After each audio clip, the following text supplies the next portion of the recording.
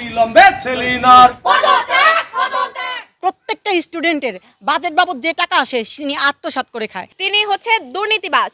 তার বাসায় খিচুড়ি রান্না করে আয়োজন করে একটা ব্যানার ছাপানো হয়েছে সাংস্কৃতিক তৃণমূল সাংস্কৃতিকের জন্য, মানে এই যে দেখেন ব্যানার ছাপানো হয়েছে। আজকে সরকারি কোনো অফ নাইকা, প্রতি শুক্রবার আমরা হচ্ছে ক্লাস করতে আসি, আমরা নিজেরাও জানি না যে আজকে ক্লাস অফ। ওনার ব্যক্তিগত কর্মচারী নিয়োগ এখানে দিয়ে থাকেন উনি, ওদের দিয়েই উনি যত দুর্নীতি আছে উনি করে থাকেন। আমাদেরকে ফোন দিয়ে হুমকি দামকি করা হয়। আসলে আমাদের দাবি হলো আমাদের যে কালচার অফিসার আছে তিনি প্রচুর পরিমাণে দুর্নীতি করে। তিনি তো আজকে প্রায় 11 বছর যাবত এখানে আছেন।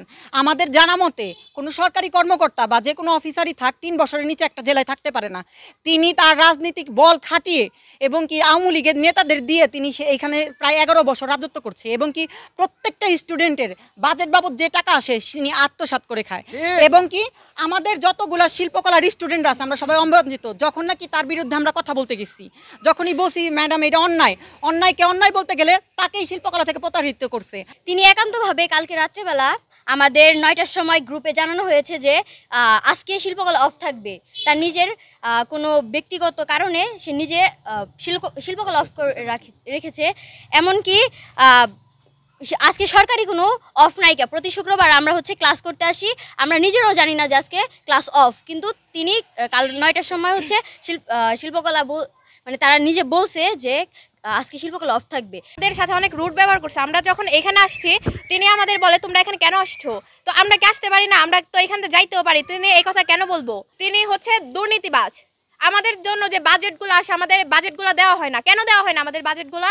এখানে উনি গার্ডিয়ানের সাথে অনেক বাজে বিহেভ করে, ওনার ব্যক্তিগত কর্মচারী নিয়োগ এখানে দিয়ে থাকেন উনি, ওদের দিয়েই উনি যত দুর্নীতি আছে উনি করে থাকেন। বর্তমানে আমাদের এই শিল্পকলা একাডেমিতে সেলিনা ম্যাম যে পরিমাণ দুর্নীতি লুটপাট করেছেন এগুলোর বিরুদ্ধে আমরা সকলে প্রতিবাদ গড়ে তুলেছি।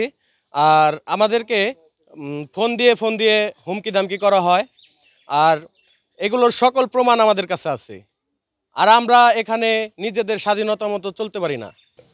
বাংলাদেশ শিল্পকলা একাডেমির থেকে তৃণমূল শিল্পীদের জন্য এবং তৃণমূল হচ্ছে মানুষের জন্য অনেক অ্যামাউন্ট পাঠানো হয় এবং অনেক ফান্ড করা হয়, যেটা হচ্ছে আমাদের শিল্পকলার কিছু স্টুডেন্ট দিয়ে তারা একটা প্রোগ্রাম সাজিয়ে এটাকে হচ্ছে উপরে দেখিয়ে তারা বলে যে প্রোগ্রাম হয়েছে এবং কি যে বাজেটগুলো আছে সেগুলো তারা আত্মসাৎ করে। ঠিক আছে, এবং কি আমার কাছে একটা প্রমাণও আছে। দেখেন, আমরা একটা হরিরামপুর একটা বাসায় গিয়েছিলাম, শিল্পকলার এক গানের স্টুডেন্ট, সে শিল্পকলায় ছোটোবেলার থেকে গান শিখে, তার মা তাকে নিয়ে আসে শিল্পকলায় গান শিখাইতে। তো তার বাসায় আমাদের নিয়ে গিয়েছে, তার বাসায় খিচুড়ি রান্না করে আয়োজন করে একটা ব্যানার ছাপানো হয়েছে তৃণমূল সাংস্কৃতিকের জন্য, মানে এই যে দেখেন ব্যানার ছাপানো হয়েছে।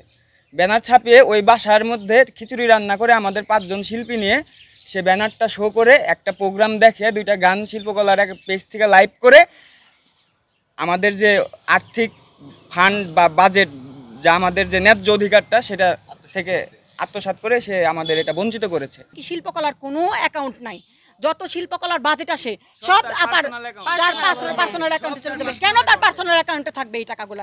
আপনাদের কাছে আমাদের প্রশ্ন, আমরা স্বাধীন বাংলাদেশ চেয়েছি, দুর্নীতিমুক্ত বাংলাদেশ চেয়েছি। এরকম দুর্নীতিবাদ যেখানেই থাকবে সেখানে দুর্নীতি করবে। আমরা তার কোনো আমাদের এক দফা এক দাবি, শেখ হাসিনা যেরকম আমরা পদত্যাগ করেছি উনি সেরকম পদত্যাগ করবেন। ওনাকে অন্য কোথাও বদলি করা চলবে না। উনি যেখানেই বদলি করবেন সেখানেই উনি দুর্নীতি করবে। আমরা চাচ্ছি না সে কোথাও দুর্নীতি করুক। তার আমাদের এক দফা এক দাবি, তার চাকরি এখান থেকে না, একদম চাকরি নট, এক দফা এক দাবি।